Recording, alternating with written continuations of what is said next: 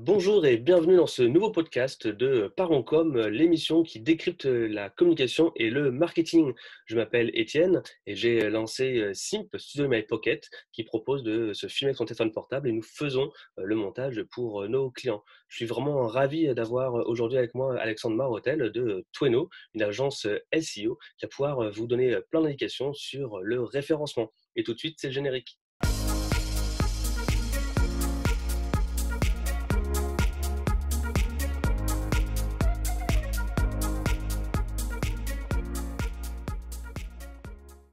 Bonjour Alexandre et merci d'être avec moi aujourd'hui.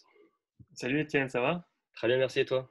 Oui, oui, ça roule, ça roule. Bah, confiné comme tout le monde, mais ça, tout va bien ici. C'est parfait, c'est le principal. Alors, est-ce que pour commencer un petit peu l'émission, est-ce que tu pourrais un peu parler de ton parcours et te présenter? Oui, tout à fait. Alors moi, je m'appelle Alexandre Marotel, j'ai 32 ans. Je suis le fondateur de l'agence Tweno, qui est donc une agence de référencement naturel qui est basée à Paris. Bah, normalement, en tout cas, quand je suis pas confiné, je suis dans le 17e arrondissement de Paris. Et donc voilà, c'est une agence qui est assez récente, hein, elle a 1 an maintenant. Donc une agence que j'ai montée seule. Et en fait, l'objectif pour moi, eh bien, c'était, dans la mesure où j'ai cette expertise en référencement naturel, eh bien, de montrer cette expertise à travers ma propre agence. Et donc là, j'ai obtenu des résultats en SEO avec ma propre agence. Donc je suis passé de 0 à 10 000 visiteurs par mois sur mon site uniquement grâce au SEO. Et en fait, pour moi, c'est un bon élément justement pour montrer mon expertise et montrer que le SEO, ça fonctionne quand on a une bonne approche et une bonne méthode. Donc ça, c'est l'aspect Tweno. J'ai eu auparavant d'autres expériences en tant qu'entrepreneur qui ont été assez mauvaises en fait, hein. C'était assez, je me suis pas mal planté avant de commencer à avoir un tout petit peu de succès entre guillemets, hein, même si je prends pas du tout la grosse tête avec Tweno, mais auparavant effectivement j'ai ma première expérience entrepreneuriale, c'est une entreprise qui s'appelle Pixie et qui avait pour objectif de réduire le gaspillage alimentaire. Une bonne idée sur le principe, mais une exécution assez calamiteuse. Par conséquent, eh bien, forcément, ça n'a pas fonctionné. Et puis sinon, alors moi auparavant, j'ai un parcours plutôt pas du tout d'entrepreneur, hein. J'ai travaillé en grand groupe, notamment en grand groupe du CAC 40 en finance, donc des choses assez différentes de ce que je peux faire maintenant. Mais voilà, j'avais vraiment un besoin de faire autre chose et de vraiment me lancer dans l'entrepreneuriat. Donc c'est pourquoi j'ai fait ce choix. Et auparavant, parcours classique, hein, prépa. Je suis bourguignon, donc j'ai fait ma prépa à Dijon. Ensuite, j'ai fait mon école de commerce dans le sud. Et j'ai eu la possibilité et la chance de pas mal voyager à l'international au début de ma carrière. Donc, c'était une vraie chance, hein, parce que finalement, je ne suis pas une personne qui a eu beaucoup l'opportunité auparavant de voyager. Donc, voilà mon parcours, en quelques mots. D'accord, donc c'est un parcours assez varié. Et alors, comment est-ce que tu es tombé dans le référencement? Parce que surtout si tu travailles plutôt en finance, c'est Mm. complètement autre chose. Qu'est-ce qui Mm. t'a donné cette envie et comment tu y es parvenu? Mm. En fait, alors moi, l'apprentissage de mes connaissances SEO, comme beaucoup d'ailleurs hein, dans l'industrie, même si maintenant c'est un secteur qui commence à se structurer un peu plus d'un point de vue de l'éducation, j'entends, mais comme beaucoup finalement, j'ai appris en autodidacte en fait. Donc, à mon sens, en tout cas, l'une des meilleures façons de faire en SEO, c'est en faisant des choses en fait. Donc, être vraiment pragmatique. Donc, ça veut dire monter des sites et faire en sorte bien qu'ils aient de l'attraction. Donc, moi, j'essaie absolument de m'éloigner. Alors, je pense que c'est toujours important d'avoir un minimum de background au niveau de la théorie. C'est quelque chose qui est important pour justement avoir une grande notion sur les choses. Mais en fait, le SEO, c'est un domaine où finalement, c'est entre guillemets l'expérience et sa propre expérience qu'on va se construire qui va faire la différence. Donc, donc moi, en fait, j'ai monté des sites hein, et puis voilà, j'ai fait en sorte qu'ils obtiennent de l'attraction. Je me suis formé petit à petit, alors beaucoup avec des contenus notamment américains. Je me suis aussi voilà, formé avec des formations gratuites, des choses payantes également pour monter en compétences. Et puis après, voilà, ça m'a permis de creuser les sujets. En fait, je pense qu'aujourd'hui, avec Internet, il y a une telle tonne finalement d'informations et de données qui sont disponibles qu'à partir du moment où on a un minimum d'autodiscipline et on travaille suffisamment, on peut réussir à vraiment monter en compétence sur les domaines en fait. Et puis après, bien évidemment, hein, l'idée c'est que avec le web, moi, dans la mesure où j'ai créé plusieurs sites web, eh bien, on fait en sorte d'avoir du trafic avec un site pas forcément de la même manière en fonction du secteur. Donc voilà, ça m'a permis aussi de monter en compétence par rapport à ça. Dans tous les cas, avec le SEO, c'est vraiment toujours du test and learn sans arrêt en fait. Donc, toujours un apprentissage en continu. D'accord. Bah, avant d'aller plus loin, une petite question, hein, pour être sûr pour notre audience. SEO et référencement, c'est la même chose?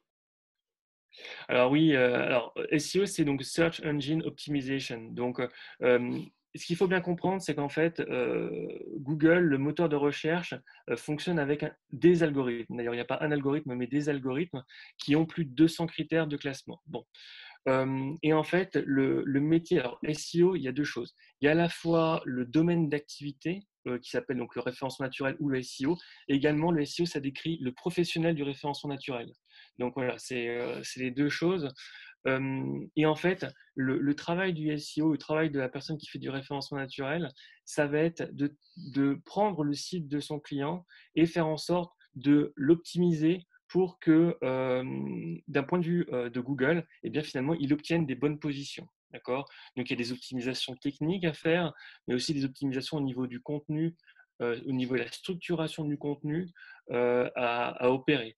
Donc, il y a à la fois avec le SEO des aspects technico-techniques, hein, clairement. Donc voilà, il va falloir, par exemple, regarder des fichiers robots.txt, ce genre de choses, pour pouvoir voir si jamais c'est bien indexé ou pas, ou s'il y a des soucis au niveau du crawling ou ce genre de choses. Donc, c'est des aspects techniques. Et il y a aussi des aspects, disons, au niveau du contenu. Moi, je suis très orienté, en fait, SEO White Hat. Donc, c'est-à-dire que je respecte les règles de Google dans le travail que je fais. C'est quelque chose qui, aussi étonnamment que ça puisse paraître, ça me permet de me différencier énormément aussi par rapport au marché. Et donc voilà, donc il y a Google en fait qui propose ce qu'on appelle des guidelines ou des règles qui sont à respecter. Et donc, quand on les respecte, eh bien, on évite hein, potentiellement des sanctions. Quand on respecte pas les règles, par contre, eh bien, potentiellement, oui, on va pouvoir avoir des bonnes positions dans le moteur de recherche, mais à un moment donné, si jamais on se fait attraper la main dans le pot de confiture, eh bien, on se prend des pénalités en fait. Donc moi, c'est absolument ce que j'essaye d'éviter pour mes clients et pour mon entreprise aussi en fait. Donc j'essaie d'être blanc comme neige. D'accord. Alors, du coup, tu dis que c'est, plein de choses, techniques et en même temps qui sont pratiques. Donc, le SEO, c'est pas simplement avoir un blog et écrire pour être, mieux référencé, c'est d'autres choses. Qu'est-ce que tu peux nous donner sur, les principales, astuces à faire sur son site? Heu, Mm. Est-ce que c'est par exemple avoir un site qui est rapide? On sait que ça peut, des fois jouer, d'avoir un bon chargement. Est-ce qu'il y a d'autres Mm. choses comme ça qui sont importantes? Ouais. Alors effectivement, alors moi, en fait, quand je travaille avec mes clients, c'est toujours, je fais trois grandes phases en fait. Donc la phase 1, c'est l'audit et notamment l'audit technique. En fait, ce que je veux dire par là, c'est que globalement, aujourd'hui, quand on a un site web, on a beau avoir le contenu le plus beau ou le meilleur au monde, si jamais effectivement on a un site eh bien, par exemple, où il y a des soucis au niveau du fichier robot.txt, donc que Google va pas pouvoir indexer votre contenu correctement, eh bien en fait on se tire une balle dans le pied dès le départ. Alors là, c'est un exemple technique, mais globalement, ce qu'il faut comprendre, c'est que si jamais on commence ou si on a un site, en fait, c'est beaucoup plus difficile quand on commence. Hein. Quand on commence et qu'on veut faire émerger un site web, aujourd'hui, il faut être absolument irréprochable d'un point de vue technique, parce que sinon, en fait, on se met des boulets aux pieds qui sont énormes. Et la plupart du temps, en fait, ce qui se passe, c'est qu'on décolle jamais, en fait. Donc, D'accord. il y a une grosse phase alors moi, j'ai des listings. Je suis extrêmement méthodique au niveau des points que je regarde au niveau de la technique. Alors, par exemple, tu as parlé de la vitesse. Alors, certains SEO diront non, ça n'a pas vraiment un impact d'un point de vue de l'algorithme. En fait, moi, j'aurais tendance à prendre un peu la position inverse, même si je risque peut-être de me faire un peu tirer dessus à boulet rouge par la communauté SEO. Mais en fait, la vitesse de chargement, c'est quelque chose qui est important parce qu'en fait, ça va impacter l'expérience utilisateur. Mmh mh. Ce que je veux dire par là, c'est que quand on a quelqu'un qui arrive sur son site et que ça charge en 10 secondes, elle ne va pas venir sur le site, en fait. Donc, c'est-à-dire qu'elle va directement, revenir sur Google, elle va se dire: «OK, je vais aller sur un site qui fonctionne pour de vrai», en fait. Donc voilà, ça va ça va avoir un impact et en fait, pour moi, en tout cas, parce que bien évidemment, en SEO, on peut avoir des orientations, différentes, mais pour moi, Google, en fait, repère cette expérience utilisateur et justement, va dire: «Voilà, si jamais, les gens n'arrivent pas à se connecter rapidement, sur le site ou à aller sur le site, beh, finalement, ce site web n'est pas forcément pertinent pour mes utilisateurs. Par contre, pour les utilisateurs, par conséquent, eh bien, dans Google, je vais avoir tendance à le déclasser, en fait. D'accord. En fait, Donc ça c'est fait ça, partie. c'est pas Google. Google va pas dire c'est lent, donc il est pas bien référencé, mais il va dire les gens viennent et ils repartent tout de suite parce que le temps de chargement est trop long. Donc vu que les gens repartent vite, ça les intéresse Mmh. pas, donc du coup, je ne pourrais pas le mettre en avant. Oui, alors ça, ce que je viens de dire, effectivement, c'est pour ça que, en fait, ce qu'il faut comprendre, c'est que Google, c'est ce qu'on appelle une black box, pardon. Donc, ce que ça veut dire, c'est que l'algorithme concret de Google, il y a absolument personne qui sait ce qu'il y a dedans exactement à l'heure actuelle. Moi, j'ai fait un article avec les plus de 200 critères de classement de Google. Donc, c'est un article qui est hyper long, qui fait 25 000 mots, bref, une sorte de mini-bible. Et en fait, dans lequel je décris les éléments qui sont impactants d'un point de vue SEO. Est-ce qu'il y a une fiabilité à 100% sur ces 200 critères? La réponse est non, en fait. Sur certains critères, ils sont irréfutables parce que Google les présente et donc dit, voilà, telle chose a vraiment un impact. Par contre, pour d'autres, bien finalement, il faut faire en fait des tests. Et c'est pour ça que moi j'aime beaucoup, notamment ce qui se fait aux États-Unis, parce que ils ont beaucoup de quantités, notamment il y a des outils SEO où les gens traitent en fait des dizaines, voire des centaines de milliers de sites, et en fonction de ça, eh bien en fait ils vont faire des tests. Et ces tests-là permettent de déterminer certains éléments qui peuvent être impactants au niveau des facteurs de classement en fait. Et donc voilà, ça fait partie des choses qui, même si Google ne le dit pas textuellement, alors simplement pour les gens qui sont novices en SEO, en fait Google n'indique pas clairement ce qu'il y a dans son algorithme, parce qu'en fait plus on est clair là-dessus, plus il y aura des petits malins qui vont jouer à faire du SEO black hat. Donc justement essayer de changer, pas de changer, mais d'avoir un impact sur cet algorithme et donc de le manipuler. Voilà, j'arrive enfin à trouver le mot. Donc, le gros enjeu, c'est la manipulation. Et donc, c'est pour ça que Google, en fait, est assez peu transparent par rapport à ça, en fait. D'accord. Alors, du coup, Mm. tu disais que par rapport à ton activité, tu commençais par un audit. Ensuite, comment est-ce Ouais. qu'on peut travailler sur son site pour aider à mieux le référencer? Ouais. Alors effectivement, alors moi, la première chose que je commence toujours à faire, d'ailleurs, si jamais vous travaillez avec une agence SEO, je fais toujours vigilant. Alors la partie audit, c'est jamais glamour, hein. Moi, quand je dis ça à mes clients, à peu près du temps, ils se disent, bon, qu'est-ce qu'il veut me dire? En fait, c'est important parce que c'est un peu comme un médecin. Le médecin, la première chose qu'il fait lorsqu'il y a un patient qui arrive, c'est qu'il diagnostique.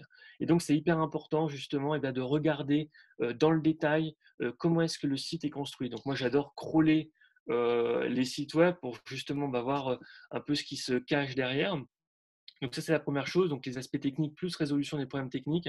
Ensuite, l'autre aspect, c'est un audit au niveau du contenu, parce qu'effectivement, il y a des contenus qui sont plus ou moins bons, plus ou moins bien construits, donc il faut regarder ça.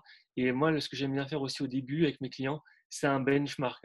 Donc notamment regarder au niveau de la compétition ce qui se fait, parce qu'en fait, bien évidemment, quand on a un site, eh bien, la plupart du temps, quand c'est dans un secteur rentable, eh bien, il y a d'autres acteurs. Et donc, c'est toujours intéressant d'aller voir ce qui fonctionne bien chez les autres, en fait. Donc, moi, j'aime bien, j'ai des outils pour ça.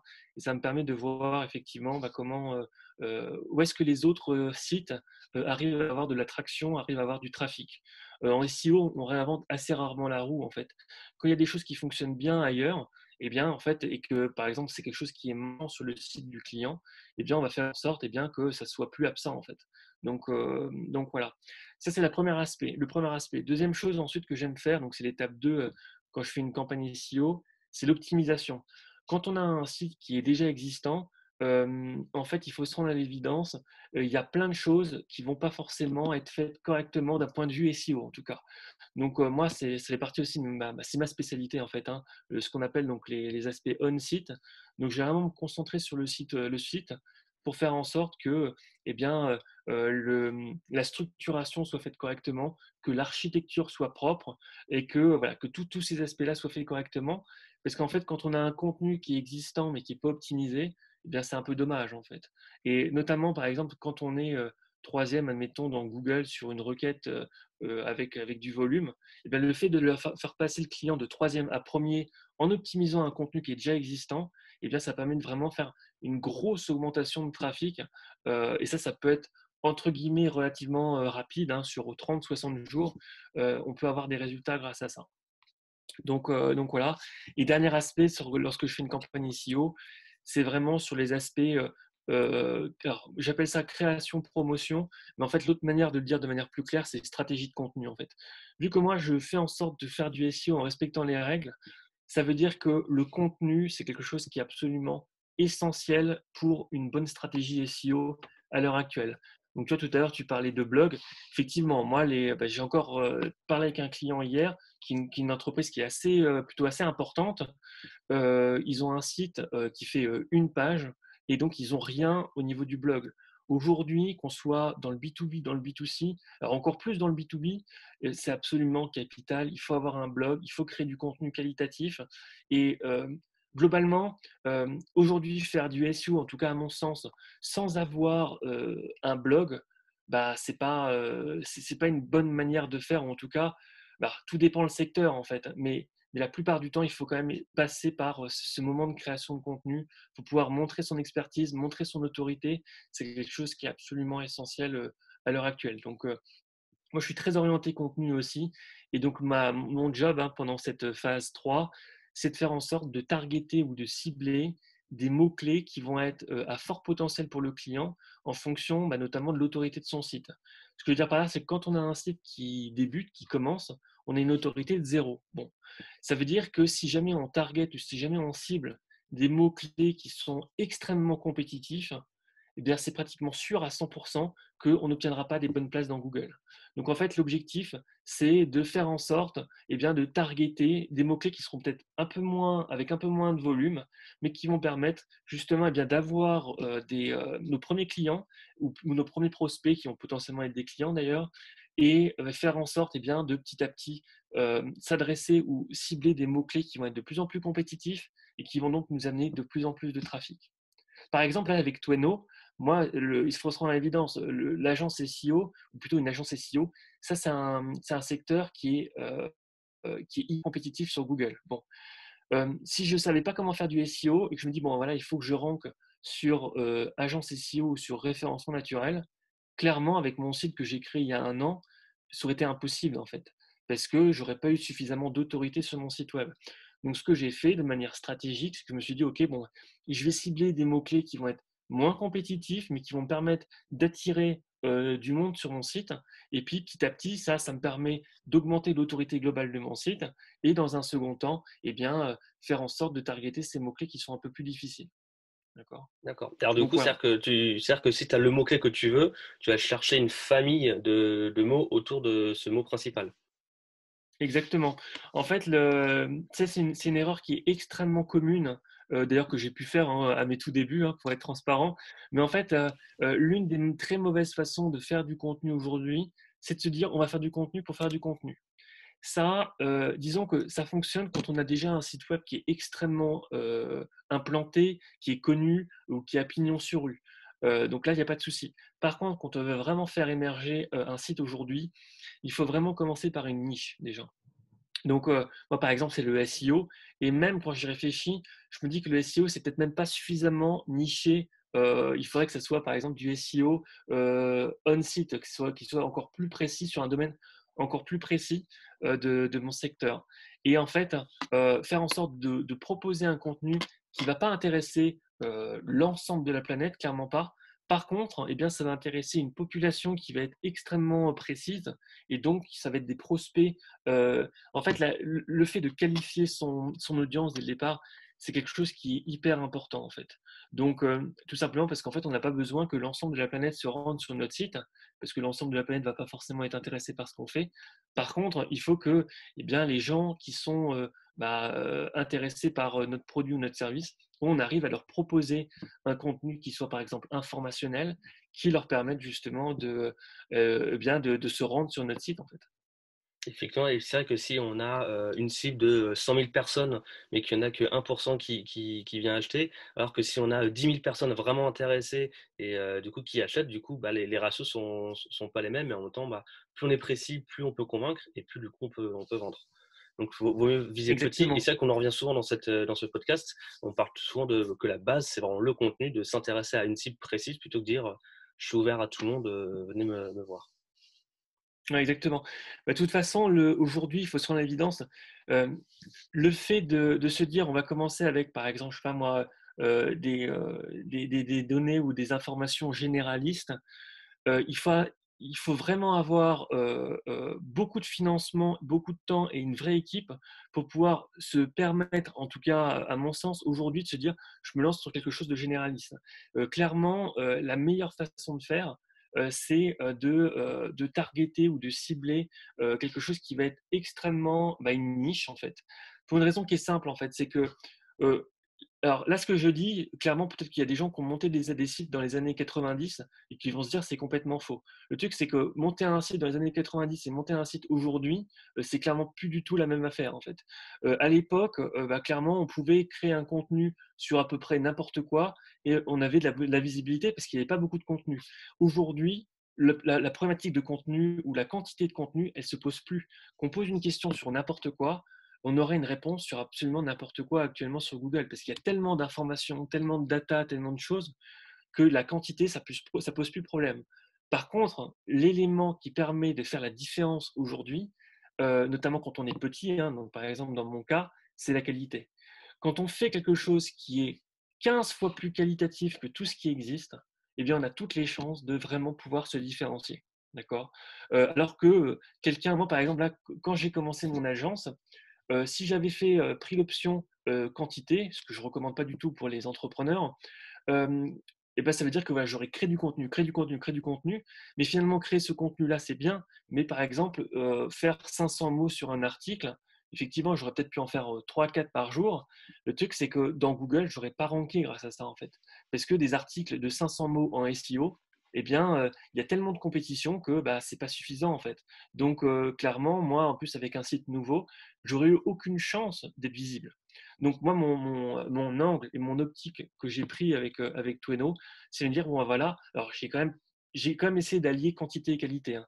Globalement, pour réussir sur le web aujourd'hui, il faut essayer de faire les 2. C'est ça qui est un peu, qui est très difficile.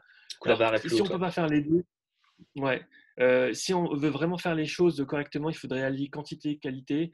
Si jamais on peut pas, il faut vraiment axer sur la qualité, d'accord?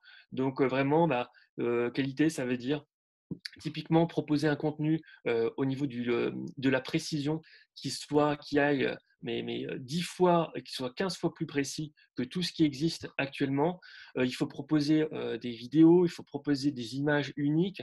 Bref, il y a plein de façons de faire justement pour, bah, prendre le dessus en fait au niveau de ce contenu qualitatif et une fois que c'est fait et bien, entre guillemets, alors notamment quand on a un site qui est au début, on laisse reposer et dans tous les cas, quand on commence, hein, le SEO, c'est pas quelque chose qui va apparaître du jour au lendemain.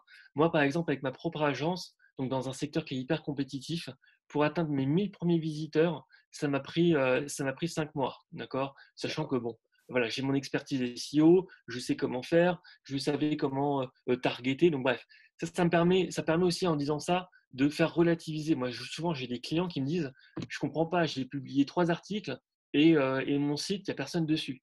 En fait, quand on est sur un secteur qui est compétitif, ça prend du temps, c'est difficile et en plus, voilà, il faut faire en sorte d'être meilleur que la compétition également. Donc, mis ça bout à bout, les débuts sont un peu, peuvent être un peu frustrants. Moi, j'appelle ça la traversée du désert.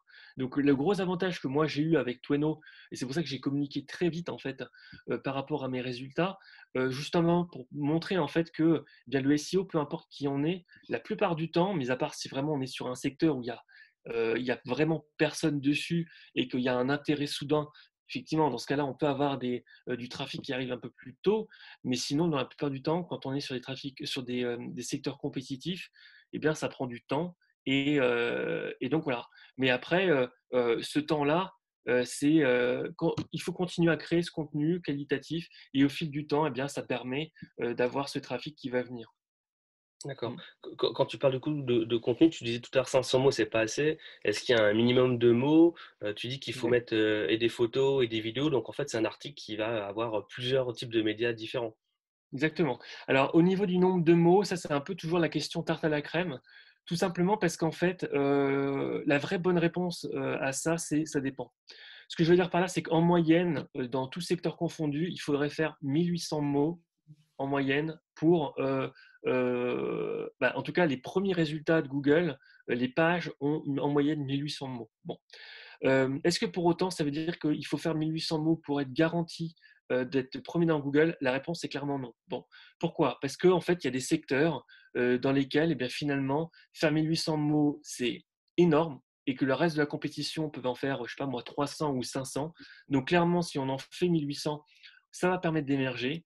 Par contre, par exemple, moi, sur un secteur comme le SEO, si j'ai fait 1800 mots avec un site donc qui est tout jeune comme le mien, c'est pratiquement no way que j'arrive à ranker parfaitement. Alors, mis à part sur des domaines ou sur des secteurs qui sont, ou sur des thématiques qui sont extrêmement nichées, mais sur des mots-clés un petit peu plus compétitifs, no way en fait. Parce que bah, du contenu à 1800 mots ou même du contenu à 500 mots, ça fait foison en fait. Donc, moi, c'est pour ça que mon angle par rapport à Tweno, c'est que mes articles, ils font minimum 5000 mots, maximum 25 000 mots. Donc voilà, c'est simplement pour donner le. Après, je ne recommanderais pas forcément à certains clients de faire forcément 25 000 mots par défaut. C'est simplement en fonction de la thématique, regarder ce qui se fait avec la compétition, et en fonction de ça, eh bien, on choisit le meilleur angle. Moi, ce que j'ai tendance à recommander à mes clients, c'est on prend l'ensemble des résultats, par exemple, sur une requête, et en fonction de ça, on regarde notamment le nombre de mots qui sont proposés et on multiplie par 3 ou par 4 pour justement vraiment proposer quelque chose, ou en tout cas avoir une idée de l'effort qu'il faudrait fournir pour justement avoir la possibilité de bien ranker dans Google. D'accord, et après tu parlais de photo unique, c'est-à-dire que, prendre une photo sur, libre de droit sur une base de données, c'est pas forcément, intéressant, faut faire des photos soi-même. Ouais. Alors, pour cela, alors, au niveau des images, disons que vraiment, si on n'a pas le temps, on n'a pas le budget, il faut mieux en fait utiliser des images qui viennent de banques d'images gratuites plutôt que Mmh. rien, d'accord? Donc, D'accord. à choisir, si on a, quand on a un contenu, il faut mieux avoir des images plutôt que rien. Donc, les banques d'images gratuites, pourquoi pas? Le niveau d'au-dessus, à mon sens, c'est si jamais on n'a pas le temps, mais qu'on a un peu plus de budget, on prend des images qui sont d'une banque, qui sont d'une banque d'images également, mais payantes. En fait, pourquoi est-ce que moi, les banques d'images gratuites, ça a tendance un peu à me sortir par les oreilles? Tout simplement parce qu'en fait, moi, je passe une bonne partie de ma vie sur le web et les banques d'images gratuites avec les trucs qui viennent d'Unsplash, mais je les vois partout. Tu sais, avec les nanas qui ont des, tu sais, comment ça s'appelle, les paquets cadeaux, etc. Avec les grosses lunettes, la nana, je la vois, mais sans arrêt partout sur l'ensemble des boutiques e-shopping. Au bout d'un moment, je veux bien, mais ça me paraît en tout cas pas forcément être une bonne chose. Bon, après, si jamais on n'a pas le temps, on n'a pas le budget, pourquoi pas, c'est mieux que rien. Ensuite, donc, si on a un peu de budget, prendre des choses payantes, ça va vraiment directement va permettre de se différencier un petit peu. Si on a encore plus de temps et un peu plus de budget, faire ses photos soi-même, c'est quand même. En fait, ce qu'il faut comprendre, c'est que Google va toujours valoriser le contenu unique, que ce soit autant au niveau du texte qu'au niveau des images également. Donc, c'est quelque chose qui est important, en tout cas à mon sens, de faire. Moi, par exemple, le choix que j'ai fait avec Tweno, c'est que je fais mes images moi-même. Donc, par exemple, si tu vas sur le site de mon agence, tu vas voir, il y a des dessins, etc. Bon, c'est des choses que je fais moi-même parce qu'en fait, euh, c'est quelque chose qui est important pour moi, les aspects branding, donc l'image de marque. Et je pense que globalement, et c'est d'ailleurs ça faisait partie des erreurs que j'ai fait lorsque j'ai commencé en tant qu'entrepreneur, mais tu vois, mon premier site, par exemple, c'était Harlequin. Tu vois, il y avait des couleurs dans tous les sens, il n'y avait pas forcément de charte graphique qui était définie. Là, avec Tweno, directement, je me suis dit, OK, bon, je vais me poser et je vais définir, d'ailleurs, c'est un truc que j'ai fait avec ma compagne, je vais définir mes grandes couleurs, je vais définir ma police et que ça soit clair dès le début. Et c'est vrai que dans la mesure où aujourd'hui, je crée mes infographies, je crée mes designs moi-même, ça me permet d'être cohérent également à ce niveau-là. Donc, disons que ça, c'est vraiment quand on a la possibilité de le faire, le fait de créer ses propres infographies ou ses propres images, c'est quelque chose qui est intéressant parce qu'il faut se rendre à l'évidence. Hein, tu sais, aujourd'hui, on est dans un univers où Instagram, c'est quand même hyper important. Les réseaux sociaux sont hyper importants. Et typiquement, moi, par exemple, j'utilise beaucoup LinkedIn. Et c'est vrai que à chaque fois, c'est moi qui fais mes images. Donc, je me suis énormément formé aussi par rapport à ça, donc en autodidacte. Et c'est aussi ma compagne qui m'a aidé par rapport à ça. Donc, aujourd'hui, je maîtrise assez bien Illustrator. Mais en fait, c'est pareil. C'est ce qui permet de créer globalement un univers de marque. Et ça, je pense que c'est à la fois utile pour le SEO, parce que ça va permettre effectivement, en SEO, il y a un concept qui s'appelle l'EAT. Donc l'EAT, c'est Expertise Authority Trust. D'accord. Ça, c'est une notion qui est donnée par Google. Et globalement, voilà, c'est une autre manière pour Google de parler de branding. Et je pense qu'aujourd'hui, pour créer une entreprise et pour pouvoir vraiment réussir à essayer de sortir du lot, il faut être extrêmement attentif au niveau du branding. Donc, et ça passe justement par un ton, ça passe par des couleurs, ça passe par tout ça en fait. Et moi, quand j'essaie de communiquer, eh bien, peut-être que par exemple, quand je communique et je fais des posts sur LinkedIn, peut-être que tout le monde ne va pas lire mes posts, même clairement pas, mais peut-être qu'ils vont voir mes images et ça va leur permettre de leur rappeler à mon bon souvenir en fait, tu vois, tout simplement. Donc, je pense que moi, je crois beaucoup dans ce support-là. Et par exemple, sur les vidéos également. Sur les vidéos, j'essaie de faire des images, des featured images qui sont justement avec un style qui est entre guillemets voilà, particulier avec mes images pour justement eh bien, essayer de sortir du lot en fait. D'ailleurs, on voit aussi, tu as la casquette rouge qui se retrouve sur tes images, etc. C'est aussi une partie du branding de dire, bah voilà, j'ai un accessoire qui fait qu'on va me reconnaître et qui me différencie de la concurrence. Parce que, donc, pour bien résumer ce que tu as dit, c'est que d'un côté, Google reconnaît que ce sont des images qui ont été prises et reprises et reprises, donc il n'y a pas forcément trouvé ça intéressant donc le mettre en avant. Et en même temps, avoir des images uniques, ça permet de travailler sur sa marque, sur son branding, et donc ça renforce aussi bah, du coup l'identité et l'interaction qu'on peut avoir avec son audience parce qu'on va dire bah tiens j'aime ce qu'ils ont fait, j'aime la marque, j'aime les couleurs et donc Mm. ça interagit aussi. Exactement. Mais tu sais, de toute façon, en fait, moi, la manière dont je fais du SEO, c'est vraiment en me focusant, en me concentrant sur la qualité. Et en fait, il faut se rendre à l'évidence, qu'est-ce que c'est qu'un contenu qualitatif aujourd'hui? Et ben, ça va être un contenu, par exemple, qui va être extrêmement bien écrit. Donc, c'est pour ça que pour moi, je considère vraiment les rédacteurs web comme des rockstars, en fait. Parce que c'est vraiment eux qui vont permettre, et ben, effectivement, d'expliquer de manière correcte. Alors, moi, par exemple, mes contenus, alors notamment au début, c'est moi qui faisais tout à 100%. Maintenant, je commence à me faire aider par des rédacteurs web. Mais globalement, je l'ai fait moi-même parce que je n'avais pas forcément un budget. Je n'avais même pas du tout de budget. Donc, quand on commence comme ça, il faut faire les choses soi-même. Bon, donc je me suis retroussé les manches. J'ai fait des choses. Mais clairement, là, mon site et le contenu, j'ai une centaine d'articles sur mon propre blog. Eh bien, l'un de mes objectifs quand j'aurai un peu de trésor, eh bien, ça va être de faire en sorte, un peu plus de trésor, ça va être de faire en sorte de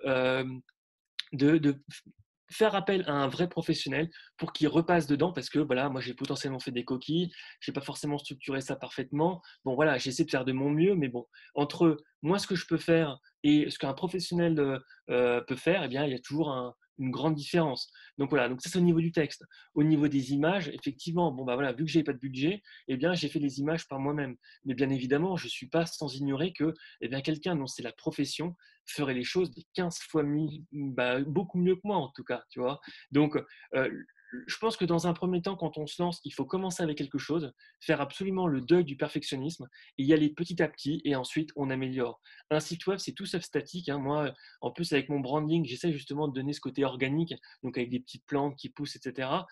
Et effectivement, je pense que c'est quelque chose qui est important de ne pas se dire, voilà, c'est du définitif et bim, je mets ça sur le web, l'ensemble de mon image, ou je sais pas, moi, si jamais j'ai fait la moindre faute, ça va être gravé dans le marbre. Il faut complètement essayer d'oublier cette idée-là et de se dire, bon, voilà, on y va. Euh, quand on est solo entrepreneur, et ben forcément, on va pas faire les choses aussi parfaitement que des gens qui ont des équipes de 15 et qui font de la rédaction web, mais c'est normal. Mais vraiment monter en compétence. Donc, tu vois, par exemple, donc, au niveau du contenu écrit, au niveau des visuels, Au niveau de la vidéo, par exemple, moi, alors toi, c'est d'autant plus parlant que voilà, toi, c'est ton secteur. Moi, il faut se rendre à l'évidence. La manière dont j'ai fait les vidéos actuellement, c'est voilà, j'avais des choses à dire. Bim, j'ai appuyé sur record et j'ai commencé à parler comme ça un peu à la caméra et pour présenter notamment des problématiques SEO. Mais je suis à 10 000 lieues de faire ce que je voudrais faire au niveau des vidéos. Parce qu'effectivement, il faudrait qu'il y ait un générique, il faudrait que ça soit coupé à des moments où je bégaye, il faudrait les raccourcir à certains moments, parce que parfois je fais des vidéos de 40 minutes. Bref, voilà, il y a un travail qui est énorme, mais en fait, dans un premier temps, effectivement, je pense que la meilleure option, c'est de commencer avec quelque chose, et puis après, eh bien, on fait appel à des vrais experts qui commencent vraiment, qui peuvent justement apporter leur expertise, en fait. Donc, Alors, voilà. là, du coup, tu nous incites à dire, bah, vaut mieux quelque chose de fait, mais de pas parfait, mais au moins ça existe et on peut commencer à travailler dessus. Est-ce que ça a un désavantage par rapport à Google de faire des choses imparfaites ou là, tu disais, bah, par contre, quand j'aurai un peu de moyens, je vais prendre un copywriter qui va réécrire le texte. C'est-à-dire que même un blog, même un article de blog qui est écrit, qui avait déjà un peu de passage dessus, on peut le reprendre, du coup, en gardant la base, on peut le reprendre pour l'améliorer et faire en sorte que du coup, il soit mieux référencé. Alors oui, il faut toujours mieux avoir quelque chose plutôt que rien, d'accord? Et c'est vrai que même si alors moi faut regarder mes articles, hein. Après je pense que globalement, moi mes propres articles sur mon site, j'ai quand même dès le départ essayé de faire des choses de qualité en fait, dès le début, d'accord? Faut pas Donc bâcler, effectivement. si vraiment on peut pas, alors effectivement, hein, c'est mieux de publier quelque chose plutôt que rien, voilà. Moi par exemple, je me mets régulièrement en colère contre moi-même lorsque, par exemple, j'ai du contenu que j'ai fait et qui n'est pas présent sur mon site. D'accord. Mm. Pour moi, c'est quelque chose qui est absolument inacceptable parce que c'est un contenu qui dort, en fait. Et ça, c'est dommage parce que ça pourrait me permettre justement d'avoir des opportunités avec Google, notamment en rankant sur certains mots-clés qui peuvent être intéressants, en fait. Donc là, typiquement, moi, j'essaie de entre guillemets, m'auto-fouetter régulièrement pour que ça soit publié, en fait. D'accord. Donc, il faut mieux avoir quelque chose qui soit publié, même si c'est pas parfait, plutôt que attendre une sorte de perfection absolue en se disant ah oui, ça sera beaucoup mieux plus tard. Non. Être entrepreneur, c'est être pragmatique. Par conséquent, il faut mieux faire des choses, pas les faire parfaitement, mais ensuite améliorer. Donc voilà. Après, au niveau du contenu, moi j'essaie quand même dès le départ de faire des choses qui sont quand même qualitatives, hein, le plus possible. Par exemple, pour pondre des articles qui font entre 5 000 et 25 000 mots, bon bah clairement c'est quand même beaucoup une grande dose de travail. Donc voilà, mais c'est important effectivement. Par exemple, moi je travaille avec l'un de mes clients. Il a fait par exemple beaucoup de contenu au cours des dernières années. D'accord, donc il y avait plus de 300 articles sur son site. Le grand problème qu'il y a avec ça, c'est que c'était des contenus qui étaient minces, donc du contenu pauvre, et c'est quelque chose qui n'est pas forcément très bien valorisé, même pas du tout bien valorisé par Google aujourd'hui. Donc en fait, l'objectif pour moi, c'était de prendre ces contenus et de faire en sorte de les consolider pour faire en sorte que vraiment on crée des documents qui fassent vraiment autorité sur son secteur pour justement gagner beaucoup plus de visibilité grâce à Google en fait. Donc, euh, donc globalement, il faut essayer de faire dans l'idéal, hein, il faudrait faire des choses de qualité dès le départ. Vraiment, si on n'a pas le temps, pourquoi pas hein, publier des choses, c'est toujours mieux que rien. Mais voilà. Faut qu'il y ait un minimum de qualité, faut pas bâcler, mais il faut quand même qu'il y ait un minimum de qualité, mais il vaut mieux faire et après essayer de rattraper. Alors justement, si quelqu'un a déjà un site avec plein d'articles, comment est-ce que tu peux Ouais. faire en sorte de créer quelque chose de qualitatif? Si tu trouves que c'est trop maigre, par exemple quelqu'un qui a fait des articles de 300, 400 mots, parce qu'il a voulu dire quelque chose de rapide, etc., et puis il est passé à un autre sujet et encore quelque chose de rapide, comment est-ce que toi tu réussis à faire quelque chose de qualitatif avec? Ouais. Alors en fait, moi, ce que je fais effectivement, c'est que donc dans la phase 1, je fais un audit de contenu. Effectivement, typiquement, tout ce qui est contenu de moins de 300 ou de 500 mots, plutôt 500 mots d'ailleurs, moi, je le repère en fait. Et ça fait partie des choses que en fait, il faut que je me pose dessus. Il faut que je regarde l'ensemble des contenus et en fonction de ça, je me dis, OK, est-ce que ça peut être combiné avec tel autre sujet ou est-ce que c'est la suite logique de tel sujet, etc pour essayer en fait de consolider. Moi, avec beaucoup de mes clients, c'est des choses, des pratiques que je fais parce qu'en fait, justement, encore une fois, c'est cette logique de qualité. Il faut mieux en fait proposer un seul contenu qui soit extrêmement détaillé plutôt que plein de petits contenus qui partent dans tous les sens en fait. Donc voilà, moi l'optique de consolidation, c'est des choses que je fais régulièrement avec mes clients parce qu'en fait, auparavant, peut-être que le contenu de, je sais pas moi, 300 mots, il y a 10 ans de ça, eh bien, ça leur permettait d'avoir du trafic. Mais clairement, aujourd'hui, c'est pas le cas. Donc, en fonction des thématiques, par exemple, parfois, je consolide pas, hein. Sur certaines thématiques, je leur dis, bon, voilà, là, si on voulait avoir des résultats, il va falloir creuser cette thématique-là pour de vrai, en fait. Donc, voilà. À d'autres éléments, par exemple, quand on parle d'un élément technique qui peut être intégré dans un autre élément beaucoup plus général, là, dans ce cas-là, c'est une bonne idée de consolider. Donc en gros, ça peut être te dire, bah, j'ai 4 articles et je vais tous les mettre bout à bout, on les retravaille un petit peu pour qu'en fait, de 500 mots, je passe à 2000 mots, parce qu'en fait, les 4 bout à bout, ça fait un grand article qui a plus de poids, plus d'autorité, etc. Et on Ouais. peut, pourquoi pas en Alors faire un ça, e-book aussi. effectivement, d'ailleurs, exactement. Et d'ailleurs, c'est quelque chose qui est un peu contre-intuitif, et souvent, c'est ce que je dis à mes clients, c'est qu'en fait, mes clients me disent, ah oui, mais de toute façon, les articles qui sont trop longs, ça saoule tout le monde, et il n'y a personne qui les lit. Alors, ça, c'est une chose qu'il faut absolument essayer de déconstruire, en fait. De manière générale, pour bien ranker dans Google, le fait d'apporter un contenu qui va être beaucoup plus précis, beaucoup plus dense, c'est quelque chose qui va fonctionner. Est-ce que tout le monde va lire l'ensemble du contenu ligne à ligne? Clairement pas. Les gens sur Google, d'un point de vue global sur Internet, ne lisent pas de manière extrêmement précise. D'accord.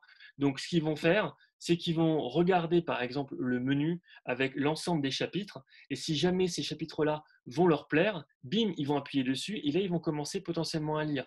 Bref, ce que font les gens sur Internet, c'est qu'ils vont regarder les titres dans un premier temps. Donc, ils vont crawler leur site et donc le site. Et ensuite, si jamais il y a un titre, bim, qui les interpelle, ils vont commencer à lire. Donc, ils ne commencent pas à l'introduction et finir à la conclusion. Rare cas exception, en fait. Mis à part si vraiment, par exemple, la personne est particulièrement intéressée, ils regardent les différents chapitres, ils se disent là, c'est un article qui est vraiment dense, qui est vraiment précis, ça m'intéresse vraiment, c'est important pour mon business. Par conséquent, là, ils vont commencer à lire potentiellement de l'introduction à la conclusion pour avoir une vue générale. Mais la plupart du temps, ça ne se passe pas comme ça. Donc, ce qu'il faut comprendre en fait avec le SEO, c'est que la bonne façon de faire du contenu, c'est de répondre à la question d'après. Donc, faire en sorte de se dire, voilà, plutôt que la personne qui va lire mon contenu va se poser des questions, forcément, notamment si mon contenu est court, et ben, c'est de se dire, OK, qu'est-ce qu'elle va se poser comme question ensuite, en fait. Et si la question et la réponse sont indiquées en dessous, il n'y a aucune raison que les personnes s'en aillent, en fait. Donc, ils vont rester plus longtemps sur le site, et donc ça, globalement, ça va être positif, et c'est ce qui va permettre de gagner aussi de la visibilité. Et donc en fait, naturellement, si je comprends bien, c'est que la longueur de ton article va correspondre au nombre de questions qu'on peut se poser. Et donc s'il y a 3 questions à se poser parce que finalement tu as répondu à toutes les questions, bah, du coup ça sera un article qui sera court, mais il sera complet. Et s'il y a beaucoup de questions à se poser, bah, du coup il va être long parce qu'on va répondre à une, 2, 3, 4, 5, 15 questions. Et c'est pour ça qu'on va Exactement. avoir des articles plus ou moins longs en fait. C'est plus Exactement. donner le contenu qui intéresse la personne pour qu'elle soit dans une compréhension totale. Et si la compréhension est rapide, bah, tant mieux. Mais si elle doit être longue, bah, du coup, l'article sera long, mais c'est plutôt en fonction de l'importance de la question de la personne. Exactement. Tu vois, par exemple, moi, sur mon article là, sur les 200 facteurs de classement de Google, donc c'est un article qui est assez colossal, hein, donc il fait en 24 ou 25 000 mots, je ne sais plus exactement, mais c'est pratiquement un e-book en fait, hein, donc Mm. c'est pratiquement, voilà, donc bon, c'est quelque chose d'assez, ça fait une centaine, équivalent d'une centaine, entre 100 et 150 pages sur Word en fait, donc c'est quelque chose de précis. Bon. Sur les images. Donc l'idée, c'est de faire en sorte par exemple, quand je présente ces 200 facteurs, bien évidemment, il y a très très peu de gens qui vont commencer en se disant, bon voilà, je vais lire le premier facteur, deuxième facteur, troisième facteur, de A à Z et tout d'affilée en fait. Par contre, les gens vont scroller, ils vont se dire, ah bah tiens, les 200 facteurs, c'est intéressant, c'est un guide qui est vraiment complet, je vais regarder ce qu'il y a dedans. Et en fait, il y a potentiellement dans ces certains facteurs des choses qui vont interpeller en fait. Par exemple, je sais pas moi, la mise en place de l'HTTPS. Bon, donc le fait de sécuriser son site, ça fait partie des critères qui ne sont pas très très importants dans Google, mais ça fait partie des critères de classement. Bon, et bien ça, typiquement, si la personne se demande, ok, bon voilà, je suis intéressé sur ce point-là en particulier, et bien plutôt que de retaper critères de classement HTTPS, et bien il aura un paragraphe, un blog complet dans mon article où justement j'explique ça en fait. Donc ça lui évite. Parce qu'en fait, il faut aussi se rendre l'évidence, hein, sur Internet. Moi, le premier d'ailleurs, hein, on a tendance tous à être un peu flemmard. Donc le coût du clic et le coût même de retaper une requête dans Google, c'est un effort, même qui n'est pas énorme, mais c'est un effort qui est quand même important pour les utilisateurs Par conséquent, en fait, il faut leur éviter cet effort-là. Et donc, autant que ce contenu-là soit présent sur mon site, parce que ça me permet d'augmenter mon autorité de site, ça permet d'augmenter mon expertise, et puis surtout, les gens restent plus longtemps aussi sur mon site web. Et ça fait partie des choses aussi qui sont intéressantes. Mais alors, est-ce que si on a des petits articles, est-ce qu'on peut les renvoyer pour compléter plutôt que d'avoir un article qui est très très très long, se dire bah voilà, j'ai 500 mots sur quelque chose, vous voulez voir un complément, hop, on le renvoie sur un autre article. Alors oui, tout à fait. Ça, c'est des problématiques qu'on appelle, alors c'est du manage interne en fait. Donc, alors en SEO, c'est des choses sur lesquelles qui sont assez, c'est important en fait, hein. Souvent, quand on sait pas, quand on a un site web et qu'on n'est pas forcément un expert dans le web ou qu'on n'est pas un expert en SEO, bien, on fait un peu des liens, un peu comme ci, comme ça, un peu comme ça nous fait plaisir. En fait, en SEO, le manage interne, c'est ce qui va avoir, c'est notamment ce qu'on appelle un cocon sémantique. Ça va permettre en fait de vraiment faciliter la navigation des utilisateurs sur son site web. Et en fait, dans l'idéal, il faudrait que les choses soient extrêmement bien structurées. Ce que je veux dire par là, c'est que par exemple, si on a une catégorie, par exemple la catégorie SEO, eh bien, que dans son contenu, eh bien, on fasse des liens d'articles qui sont présents dans la catégorie SEO qui vont justement être liés à d'autres articles SEO également et liés aussi à la catégorie. Bref, c'est des problématiques de cocon. Là, je me suis un peu embrouillé pour l'explication, mais c'est des choses qui sont extrêmement claires. D'ailleurs, j'ai fait un article de 20 000 mots dessus sur le cocon sémantique. C'est des choses qui sont extrêmement importantes d'essayer de structurer correctement. Donc, ouais, c'est un peu la famille des mots, c'est de dire bah, on a un mot principal et des mots qui vont être autour de ce mot-là, donc soit des dérivés, soit des mots Des champs sémantiques. le sens sémantique, tout à fait. Ouais. Très bien. Moi, j'ai une autre question, c'est, tu dis que tu étais présent notamment sur LinkedIn. Est-ce que d'être Oui, présent sur les réseaux sociaux, ça va aider le référencement ou du coup, c'est deux stratégies parallèles? ouais, alors, il faut être clair, par exemple, le fait d'être une pop star sur LinkedIn, ce qui n'est pas mon cas, hein, mais le fait d'être une star sur YouTube, etc., alors pas sur YouTube, c'est un peu différent, mais en tout cas sur Facebook, sur LinkedIn, sur Instagram, ça n'a aucun impact sur le référencement naturel, d'accord? Donc, par exemple, tu peux être la Kim Kardashian d'Instagram et pour autant avoir un site web qui n'a aucun visiteur dessus. D'accord. Parce que c'est des choses qui sont complètement indépendantes. Quand on publie, par exemple, un article sur des réseaux sociaux, c'est des liens qu'on appelle nofollow. Donc, autrement dit, ça ne va pas augmenter aussi l'autorité de ton propre site. Il y a des gens qui vont venir, mais d'un point de vue SEO, c'est zéro impact. Alors là, c'est le moment où je vais aussi relativiser ce que je vais dire, ce que je viens de dire. En fait, ça a zéro impact d'un point de vue SEO. Par contre, ça a un impact positif d'un point de vue du branding. Donc, autrement dit, de l'image de marque.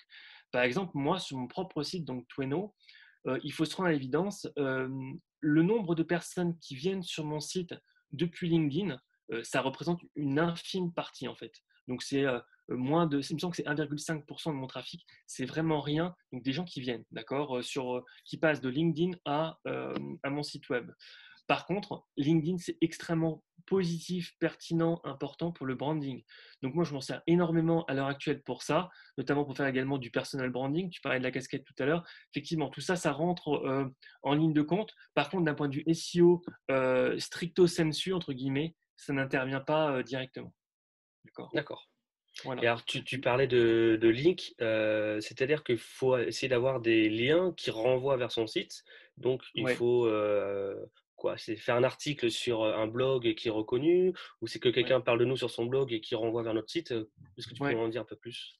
Alors effectivement, alors au niveau simplement pour remettre dans un contexte, au niveau des 200 critères de classement, il y a deux grands critères qui sont fondamentaux aujourd'hui. Le premier, à mon sens, c'est le contenu. C'est pour ça que depuis tout à l'heure, je te parle du contenu pour dire à quel point c'était important. Et le deuxième critère qui est très important à l'heure actuelle encore, c'est ce qu'on appelle les backlinks en anglais ou en français, c'est les liens entrants en fait. Bon. Concrètement, qu'est-ce que ça veut dire? Bon, c'est assez simple. Moi, j'ai un site, toi, tu as un site. Si jamais il te vient la bonne idée de dire voilà, son contenu, Alexandre, il est vraiment bon et je veux en parler dans un de mes articles et que tu me fais un lien sur ton site web qui pointe vers mon site web, c'est un backlink. Et en fait, pendant très longtemps, et d'ailleurs encore aujourd'hui, Google considère que plus on a de backlinks, plus c'est positif et plus le site a une autorité. En fait, c'est un peu comme les élections présidentielles. Plus on a des votes positifs, plus on va te donner des bulletins positifs, plus la personne va être a des chances en tout cas de devenir président. Et donc c'est la même chose avec Google. À contenu équivalent, plus on a des backlinks, Google va prendre ça en ses critères et se dire ok, bon voilà, il y a eu plus de gens qui ont validé son contenu, par conséquent son contenu a encore plus d'autorité, par conséquent on va le mettre en première position. D'accord. Et donc l'objectif, bien sûr, hein, c'est de faire en sorte d'avoir le plus de backlinks. Bon, ça c'est, disons, la théorie. Le truc, c'est que dans les faits, et d'un point de vue pragmatique, obtenir des backlinks aujourd'hui, c'est quelque chose, et d'ailleurs depuis toujours, hein, c'est quelque chose qui est extrêmement compliqué. Tout simplement parce que il faut réussir à convaincre quelqu'un que tu connais peut-être pas forcément, qui te mette un lien en fait. Et donc là, ça a donné donc naissance, hein, cette situation, notamment à des choses qui sont pas, qui ne respectent pas les règles, et notamment l'achat de backlinks. Donc moi, par exemple, avec ma propre agence, je n'achète aucun backlink, et donc sur mon secteur, le fait de ne pas acheter de backlink, clairement, moi je suis un peu le mouton à cinq pattes, quoi. Donc bon, c'est pas quelque chose qui est courant du tout. Mais le truc, c'est voilà, dans la mesure où je respecte les règles, pour moi c'était important de ne pas acheter de lien.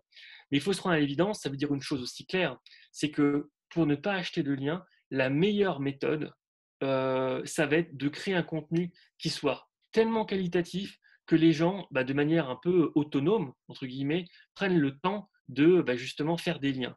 Ou même potentiellement leur dire, voilà, vous avez, vous avez fait un lien pour tel type d'article pour un concurrent. Moi, j'ai fait un article sur tel type de sujet qui est beaucoup plus précis, beaucoup plus détaillé. Est-ce que vous voulez mettre un lien sur mon site à la place de celui du concurrent? Bref, c'est le genre de choses aussi qu'on peut faire. Mais globalement, effectivement, il y a plein de méthodes pour obtenir des backlinks de manière propre et en respectant les règles de Google. Tout à l'heure, tu parlais par exemple des articles invités. Moi, par exemple, j'ai fait, si tu tapes article invité dans le moteur de recherche, normalement, je suis deuxième et troisième dans Google sur ce sujet-là, tout simplement parce qu'en fait, effectivement, c'est une bonne manière de faire pour obtenir des liens proprement. Et j'ai notamment listé, alors je ne sais plus, je crois qu'il y en a 200, mais à peu près 200 sites web qui ont indiqué qu'ils étaient propices justement à accueillir des articles invités. Donc, ce que tu vas demander, par exemple, à ces sites web-là, c'est que tu vas rédiger un texte qui va être adapté à leur ligne éditoriale. Et donc, dedans, dans ce contenu-là, tu vas insérer un lien vers ton site. Et donc, comme ça te permettra d'obtenir un backlink. Donc d'un côté, en fait, c'est que eux, ils gagnent à avoir un article qui est écrit par quelqu'un d'autre, donc c'est du temps. C'est sûrement de la qualité si la personne l'a bien fait. Et en plus, toi, tu as un lien qui renvoie vers ton site, donc ça rapporte de l'autorité vers le site. Ouais, exactement. Moi, c'est quelque chose que j'aime bien, les articles invités, parce qu'en fait, c'est vraiment mutuellement gagnant, en fait. Et ça, finalement, pour moi, le web, c'est avant tout ça également. Tu vois, tu as besoin d'avoir un peu plus de notoriété. Voilà, le fait d'aller publier, tu proposes du contenu qualitatif chez un tiers. Je trouve que c'est une bonne façon de faire. En fait, parce que l'une des mauvaises façons de faire, à mon sens en tout cas, avec les backlinks, c'est d'être en mode un peu, en mode mendiant en fait. Tu vois, tu dis ah oui, voilà, vas-y, donne-moi je veux absolument avoir mon backlink, je veux avoir mon backlink. Le truc, c'est qu'en fait, quand tu contactes quelqu'un qui ne te connaît ni d'Ève ni d'Adam, c'est quand même compliqué de créer de la confiance. Voilà, et c'est pour ça que d'ailleurs au niveau de l'industrie du SEO, l'achat de backlink est aussi courant, même si ça ne respecte pas les règles de Google, parce que c'est difficile d'obtenir des backlinks en fait. Acheter, c'est-à-dire que Moi, par quelqu'un exemple, monnaie le fait d'avoir un lien vers un site. exactement. Donc, alors, il y a des plateformes complètes, hein. Donc, d'ailleurs, D'accord. c'est une industrie, il faut se rendre à l'évidence, en SEO, c'est une industrie qui génère mais des millions d'euros, des millions de dollars. Pourquoi? Parce qu'en fait, c'est des plateformes qui vont avoir une dizaine de milliers de sites qui vont leur appartenir, d'accord? Et en fait, leur business, c'est de dire, OK, bon, par exemple, moi, je suis un business dans je sais pas moi, la vente de vêtements. Je vais contacter ces plateformes-là. Et en fait, ces plateformes, elles vont proposer, vu qu'elles ont un gros catalogue de sites web, de mettre un lien sur leur site. OK. Et donc, contre, bien évidemment, contre monnaie, hein. Et donc, voilà, il y a possibilité de faire comme ça. Le truc, c'est que, voilà, bon, moi, quand je dis que j'achète pas des liens, je passe toujours par un extraterrestre.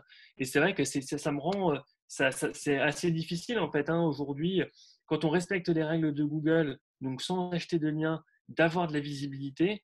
c'est quelque chose qui est très, très, très compliqué parce que l'ensemble de l'industrie le fait, en fait. Même s'il faudrait pas, parce que Google le valide pas.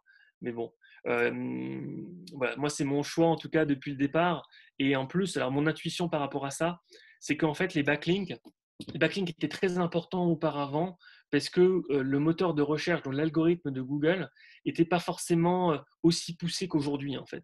Donc, Google, comme gage de confiance, gage de qualité, avait besoin, entre guillemets, de personnes ou d'humains qui pouvaient valider ce contenu, en fait. D'accord. Aujourd'hui, en tout cas, moi, mon intuition, alors là, c'est pareil. Souvent, quand je dis ça, l'industrie SEO a tendance un peu à se mettre à être comme ça, mais je pense que moi, dans l'avenir, les backlinks vont avoir tendance à descendre d'un point de vue de l'importance dans l'algorithme de Google, même si à l'heure actuelle, c'est encore très important. Mais je pense que ça va avoir tendance à diminuer parce qu'en fait, l'algorithme de Google est de plus en plus intelligent. Donc, il y a, voilà, par exemple, il y a RankBrain, il y a l'intelligence artificielle qui rentre là-dedans. Et en fait, Google va avoir de moins en moins besoin, entre guillemets, d'un regard des backlinks pour se rendre compte de la crédibilité d'un lien, en fait. Donc, et puis en plus, c'est tellement quelque chose qui est les backlinks aujourd'hui, l'achat de backlinks, c'est tellement quelque chose qui est acheté. Bref, c'est tellement, il y a tellement de magouilles entre guillemets par rapport à ça que je pense que Google prendra les choses sérieusement d'ici quelques temps. Pas encore pour le moment parce que c'est quelque chose qui est difficile de repérer ce qui est un bon backlink d'un mauvais backlink. Mais je pense que ça va être un critère qui va chuter dans les prochaines années. Et c'est pour ça que personnellement, j'ai investi 0 € personnellement avec Tweno parce que quitte à choisir entre un bon contenu et un backlink, parce que le backlink, il faut se rendre en évidence, hein, c'est quand même beaucoup d'argent hein, au niveau des budgets, c'est absolument colossal. Donc, quitte à choisir contenu, backlink, moi j'ai fait mon choix, le contenu sans aucun doute. C'est vraiment travailler sur la qualité sur le long terme pour Exactement. voilà, que ça porte ses fruits et pas que ce soit une action qui, à un moment donné, s'effondre parce que les codes ont changé, parce qu'on s'est fait attraper, etc. Alors, Exactement. juste en Puis en pour plus, tu savoir, sais, Ouais, vas-y, non, excuse-moi. non, excuse-moi, en fait, est-ce que vu qu'on parle de cette importance d'arriver en première page, quelle est la différence entre être le cinquième, le troisième, le deuxième, le premier? Est-ce qu'il y a une vraie différence ou est-ce que finalement, on se partage un peu le gâteau sur cette première page? La différence, elle est tout simplement colossale. D'accord. C'est pas Et c'est pour ça qu'en fait, euh, c'est de plus en plus compliqué aujourd'hui d'avoir des bonnes positions. Mais en fait, tout simplement parce qu'en fait, c'est extrêmement important d'être dans le top 3. Je vais te donner des chiffres. Quand on est premier dans Google, on a à peu près 30% des clics. Donc, c'est-à-dire que, admettons, tu as 100 personnes. Bon, tu as 100 personnes qui tapent une requête par mois. C'est-à-dire que sur ces 100 personnes, il y a 30 personnes qui vont aller sur le premier site, 15 personnes qui vont aller sur le deuxième site, 10 personnes qui vont aller sur le troisième site. Et ensuite, plus tu descends, plus bien évidemment, il te reste plus rien. D'accord. Alors, souvent, hein, l'une des blagues, peut-être que c'est une mauvaise blague, mais en SEO, on aime bien dire que pour cacher un mort, eh bien, on peut le mettre en deuxième page de Google. Et en fait, c'est exactement ça. C'est qu'aujourd'hui, si on veut être visible, il faut être dans le top 3 en fait. Donc, il y a une grosse, grosse différence qui se fait entre les 3 premiers résultats et le reste. Donc, l'objectif avec mes clients, bien sûr, c'est de faire en sorte qu'ils atteignent ce top 3. D'autant plus qu'il y a un changement qui est de plus en plus important, c'est le téléphone et notamment le vocal. Bon, qu'est-ce que ça veut dire? Ça veut dire que globalement, aujourd'hui, il y a de plus en plus de personnes qui posent des questions à Google depuis le téléphone et donc ils ont des réponses et en fait, on arrive vers un format où potentiellement, eh bien, il y a même une réponse qui va être importante. Donc, ce que je veux dire par là, c'est que la compétition, c'est le top 3, certes, mais l'objectif, ça devrait vraiment être d'être dans le top 1, en fait, d'être le numéro 1, C'est la parce que position justement, zéro dont c'est on parle. vraiment exactement. Donc, c'est vraiment un gage de visibilité, d'autorité supplémentaire. Et vraiment, euh, en fait, il faut se rendre à l'évidence, Google, c'est un moteur de recherche. Aujourd'hui, ça devient de plus en plus un moteur de réponse. D'accord. Donc, d'ailleurs, il y a une très bonne vidéo d'Olivier Andrieux, qui est un peu le pape du SEO en France, qui explique ça bien mieux que moi. Mais effectivement, en fait, aujourd'hui, il faut se rendre à l'évidence, les gens, en utilisant typiquement alors, soit le téléphone, soit l'ordinateur, par exemple, sur une définition. Quand on cherche une définition, bon, effectivement, on peut regarder les milliers de pages avec tout l'ensemble des définitions, ou sinon, la plupart du temps, les gens n'ont pas le temps. Donc, il va y avoir cette réponse qui va être faite tout en haut de Google avec voilà, la définition, je sais pas moi, sur tel type de sujet, bim, on a la réponse. Et si jamais on veut creuser, on peut cliquer sur d'autres pages. Mais effectivement, il y a de plus cette prééminence du résultat unique, en fait. D'accord.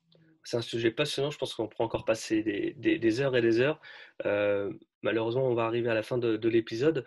Moi, j'aime bien poser un peu les questions de tes références. Est-ce que tu as des livres de chevet? Est-ce que tu as des vidéos, des podcasts, des choses comme ça qui t'ont nourri dans la construction de ton savoir?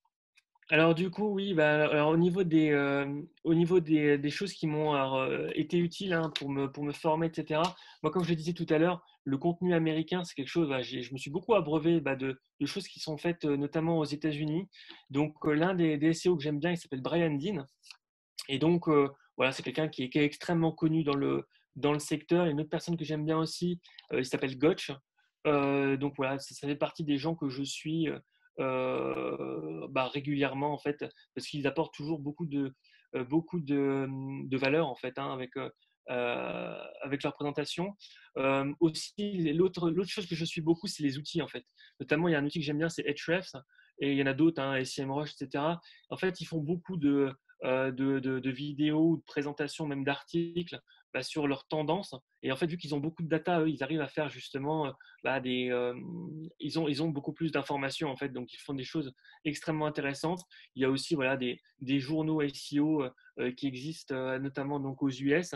Après, hein, d'un point de vue français, moi c'est vrai que bon, c'est pas parce que je veux pas être patriotique, mais en fait j'ai assez peu suivi les choses en France jusqu'à il y a quelques années en fait même, hein. Voilà, la plupart de ma culture SEO elle est vraiment américaine, mais c'est vrai qu'en France il y a quand même des choses qui fonctionnent, qui sont très très bonnes, hein.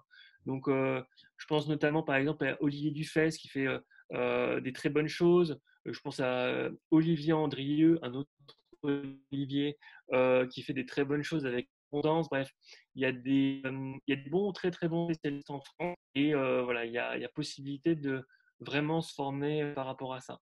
Donc ça, c'est disons sur les aspects techniques.